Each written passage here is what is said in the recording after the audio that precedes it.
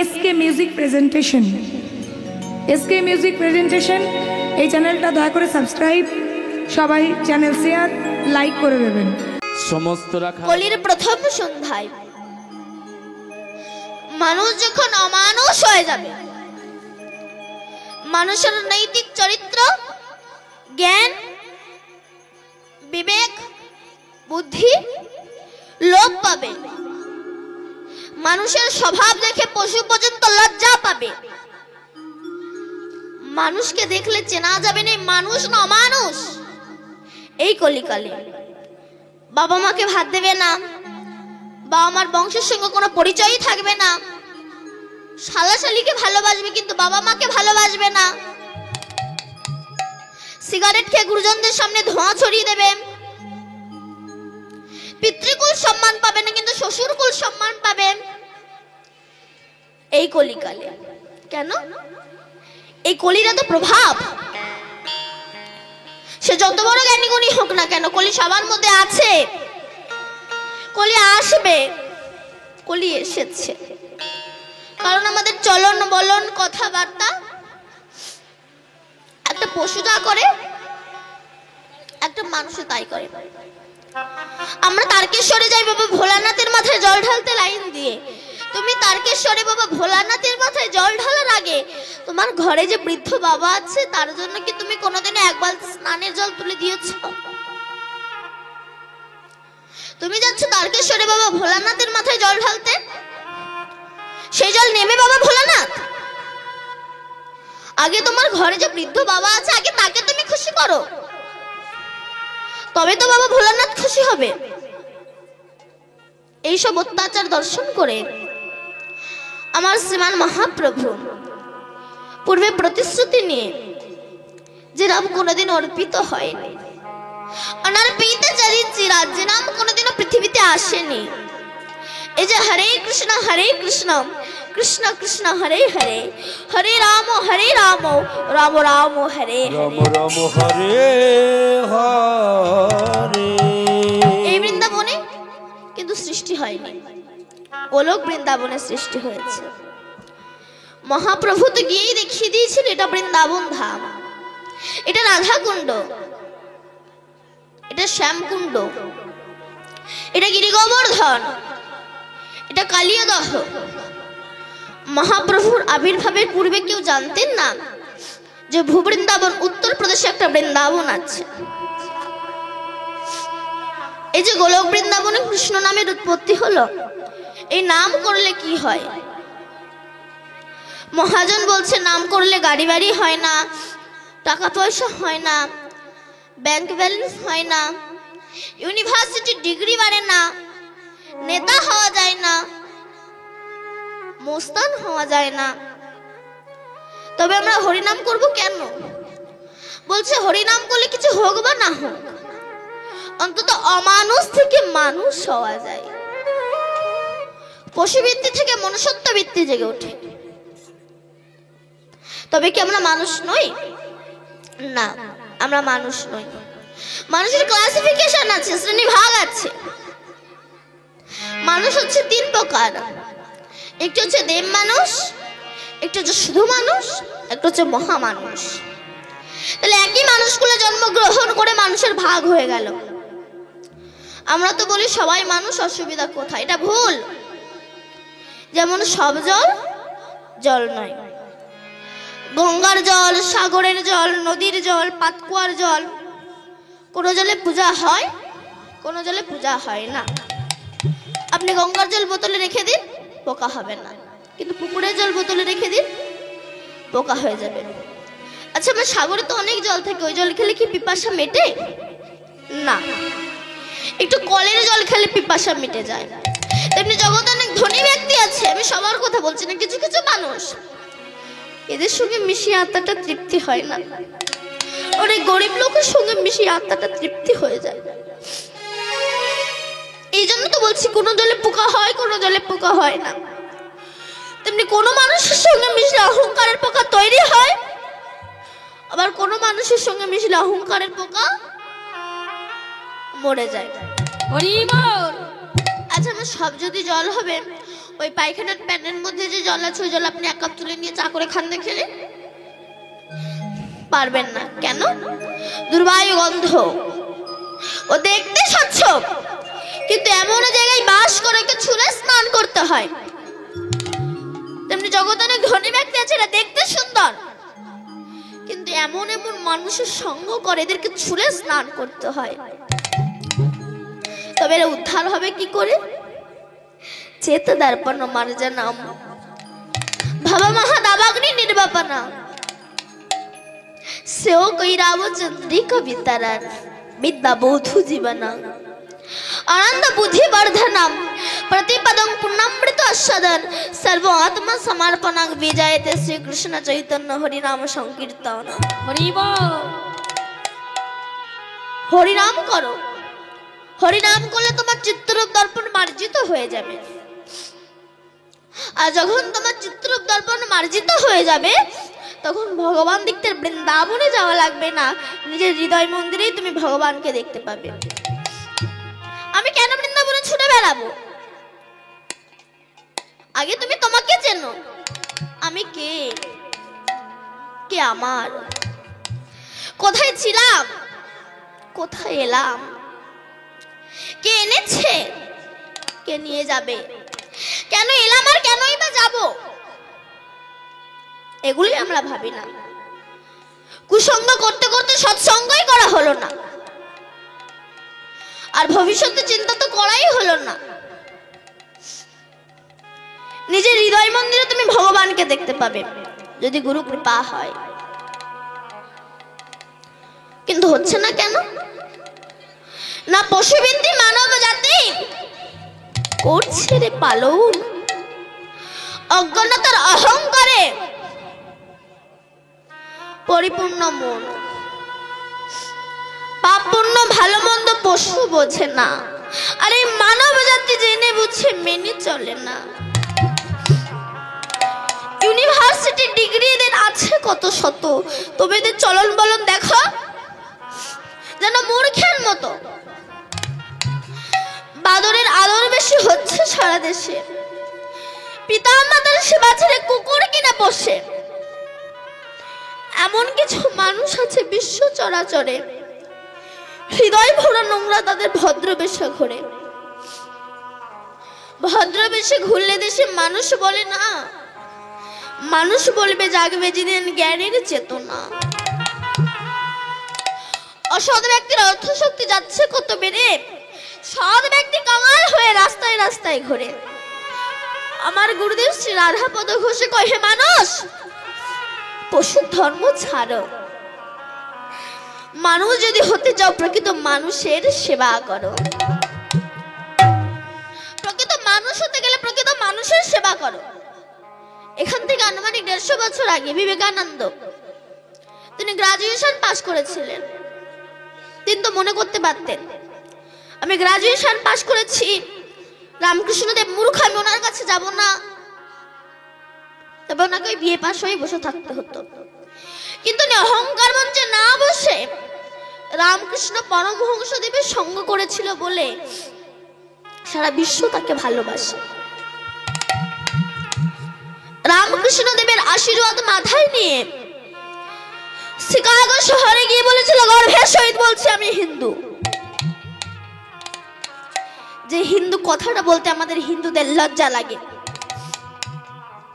তিনি গিয়ে বলেছিল, গর্ভের সহিত বলছি আমি হিন্দু। সে দেশের ব্যক্তিরা বলেছিল, একটা বিদেশি সন্ন্যাসী আমাদের ধর্মকে অপমান করে যাবে।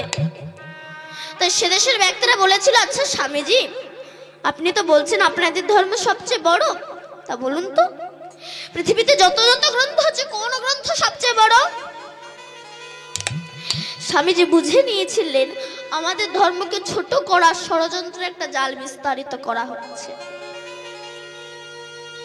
তাই তিনি বলেন, আমি মুখে বলতে পারবো না, টেবিলে সব গ্রন্থগুলো রাখো, আমি দেখে বলে দিচ্ছি।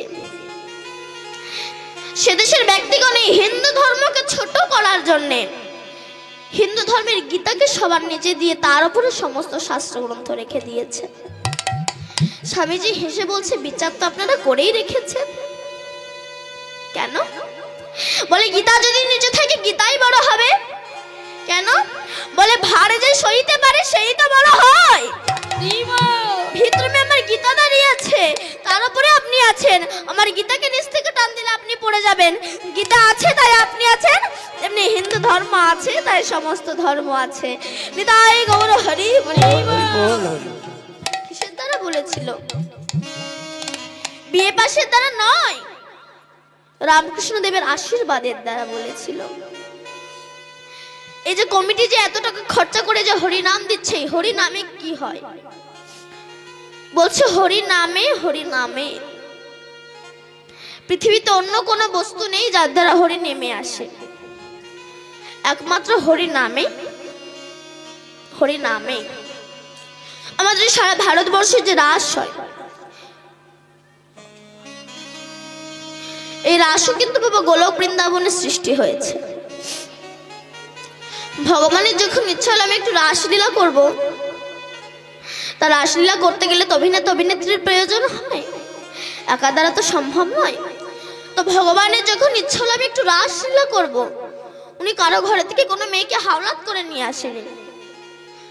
ওনার যখন ইচ্ছা হলো আমি একটু রাসলীলা করব, তখন একা ভগবান দ্বিখণ্ডিত হয়ে গিয়েছিল। যেমন একটা আস্ত মটরের দানা, সেটাকে জলে ভিজিয়ে রাখো, কিছুক্ষণ পরে দেখবেন ওটা ফুলে মোটা হয়ে যাবে। তেমনি আমার ভগবান ভক্তির প্রেমের জলে ডোবানো ছিল, অনুরাগের দ্বারা ফুলে উঠেছে। ভক্ত যেই না তার প্রেমের দ্বারা চাপ দিয়েছে, একা ভগবান দ্বিখণ্ডিত হয়ে গিয়েছে। দ্বিখণ্ডিত হয়ে গিয়ে কৃষ্ণের বামঙ্গ থেকে লাদিনীর শক্তি শ্রীমতী রাধা রানীর সৃষ্টি হয়েছে। বৃষভানু রাজার কন্যাইনী নন, এই রাধার জন্ম কোটি কোটি বছর আগে। যখন কৃষ্ণের বামঙ্গ থেকে লাদিনীর শক্তি শ্রীমতী রাধা রানীর সৃষ্টি হলো, তখন রাধা অঙ্গ থেকে সরাসা গোপীর সৃষ্টি হলো। সরাসা মানে 16 জন গোপীর সৃষ্টি হলো। এই 16 জনকে 10টা ইন্দ্রিয় ষড়রিপু, যিনি সংযত করে গোবিন্দ চরণে অর্পণ করতে পারে তারাই হচ্ছে সরাস। গোপী কাদেরকে বলে? বলছে যারা গোপনে আমার গোবিন্দকে ডাকে, হরি বল হরি বল, গোপনে গোবিন্দকে ভজে, গোপনে গোবিন্দকে ভালোবাসে, গোপনে গোবিন্দকে ডাকে, তারাই হচ্ছে গোপী। যখন রাধাঙ্গ থেকে সরাসরি গোপীর সৃষ্টি হলো এবং কৃষ্ণাঙ্গ থেকে সখাগণের সৃষ্টি হলো, একদিন গোলক বৃন্দাবনে রাসলীলা হচ্ছে। রাসলীলা হতে হতে রাধারানী কৃষ্ণকে বলল, হে বধূ, তুমি তো বললো যে হে রাধে, তুমি আমার প্রাণাধিকে প্রাণের অধিক বড়, তাই যদি হবে আমি তোমার কাছে একটা প্রশ্ন করব। কৃষ্ণ বলল, বলো রাধে। রাধারানী বলল, হে কৃষ্ণ, দেখো সমস্ত গোপী তো একটা করে কৃষ্ণ পেয়েছে,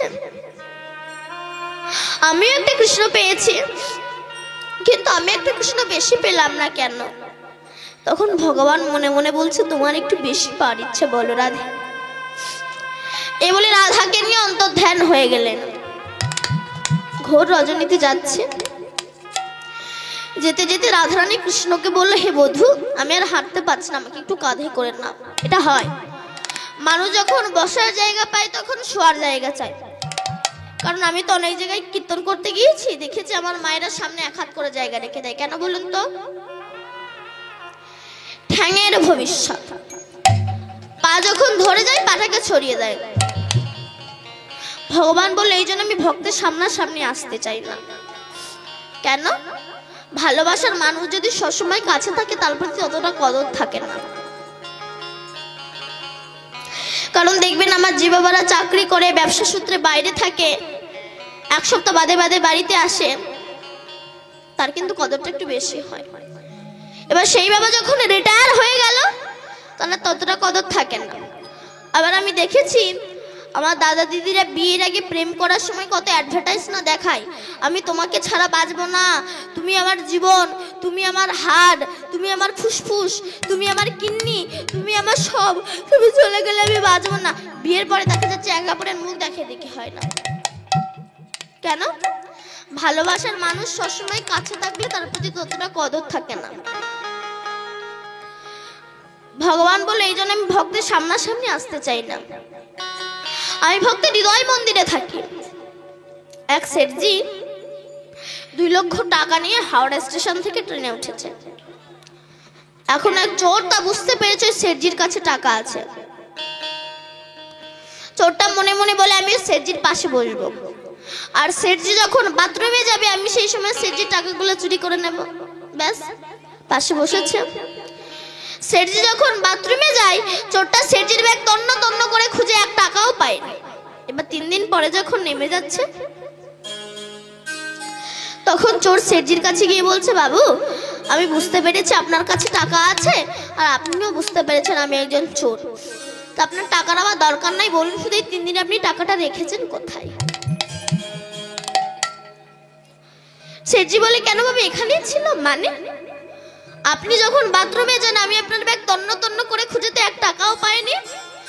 তখন সেটজি বলছে, শোনো বাবা, আমার বাথরুমে যাওয়ার আগে তুমি যখন গিয়েছিলে আমি আমার টাকাটা তোমার ব্যাগে রেখেছিলাম। আমি জানতাম তুমি আমার ব্যাগ খুঁজবে, তোমার ব্যাগ খুঁজবে না, আর টাকাও পাবে না। তেমনি গয়া, কাশী, মথুরা, বৃন্দাবন সব জায়গায় ভগবানকে খুঁজে বেড়াই, কোথাও পাই না। এই হৃদয় মন্দিরে যে তিনি আছে এই জায়গাটাই তো আমরা দেখি না। তাই গৌর হরি বল। আর মাঝে লুকিয়েছিলে দেখতে আমি পাইনি তোমার, দেখতে আমি পাইনি। আর মাঝে লুকিয়েছিলে দেখতে আমি পাইনি তোমায়, দেখতে আমি পাইনি। সকল ভালোবাসা আমার, সকল আগাম, সকল আশায় তুমি ছিলে আমার কাছে, আমি তোমার কাছে যাইনি। আমার আর মাঝে লুকিয়েছিলে দেখতে আমি পাইনি তোমায়, দেখতে আমি পাইনি, আমি দেখতে তোমায় পাইনি। এই বলে আমার ভগবান অন্তর্ধান হয়ে গেলেন। তখন রাধারানী ব্রজের ধুলাই গড়াগড়ি দিচ্ছে হে কৃষ্ণ বলে, হে দয়াময় একবার দেখা দাও। ব্রজের ধুলাই গড়াগড়ি দিচ্ছে। এমন সময় ব্রজাঙ্গনাগণ, ব্রজ সুন্দরীগণ, ব্রজ গোপীগণ এসেছে। রাধে তুই কাঁদছিস কেন? রাধারানী বলল, জানিস সখী, হরি বল হরি বল, আমার কৃষ্ণ হারিয়ে গিয়েছে, আমার গোবিন্দ, আমার বধূ, আমার কৃষ্ণ হারিয়ে গিয়েছে। সখীরা বলে, চুপ কর রাধে।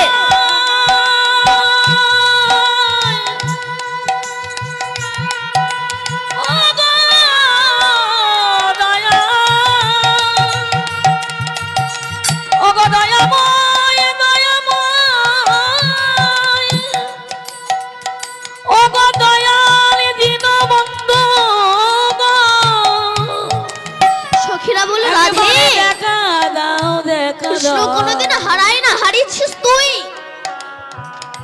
কারণ বাবা মা সন্তানকে মানুষ করে, সন্তান বড় হয়ে বাবা মাকে ভুলে যেতে পারে, কিন্তু বাবা মা ভিক্ষা করে খেলেও সে যে সন্তানের কথা ভুলতে পারে না রে রাধে। ভক্ত যখন টাকার মালিক হয় সেই সময় ভগবানকে ভুলে যেতে পারে, কিন্তু ভগবান কোনোদিনও ভক্তকে ভুলতে পারে না রে রাধে। হরি বল হরি বল। ভগবান হারায়নি, হারিয়েছিস তুই। তা তুই যখন কৃষ্ণ চরণ থেকে দূরে চলে এসেছিস, তো কৃষ্ণ নাম তো হারায়নি। চল আমরা সেই কৃষ্ণের নাম করে নামীকে ডেকে আনতে বাধ্য করব। সমস্ত সখীগণ রাধার হাত ধরে নিয়ে গেলেন যমুনা কোলে নিতে। সেখানে গিয়ে পদ্মাসনে বসে নয়ন মুদ্রিত করে কুলকুলণ্ডিনী শক্তিকে জাগ্রত করে মণিপুর মূলাধার আগ্রা চক্র শক্তিশানকে ভেদ করে ঊর্ধ্বগামী হয়েছেন রাধা রানী। এই জন্য ঊর্ধ্ব হইতে নিম্নগামী যার নাম ধারা, আর নিম্ন হইতে ঊর্ধ্বগামী তার নাম রাধা। সরাই সাজে ছাইটা আমি আছি অবস্থান, ঊর্ধ্ববিন্দু দিয়া তাহে কইল অবস্থান। পুরুষ প্রকৃতি তাহে কইল আধা ধা, বিচারিয়া গর্গমুনি নাম রাখিলেন শ্রীমতী রাধা। রাধে এই সেই রাধা রানী আমার হরে কৃষ্ণ নাম উৎপত্তি করেছেন। এই নাম আপনারা গাইবেন তো মা? সবাই মিলে গাইবেন? গাইবেন তো আপনারা? সত্যি কথা বলছেন? সত্যি কথা? আমি কিন্তু এখন সত্যি মিথ্যে প্রমাণ করে দেবো। এই নাম আপনারা ভালোবাসেন তো? করবেন তো? আচ্ছা, যারা যারা হরিনাম করবেন একবার জোরসে উলুধ্বনি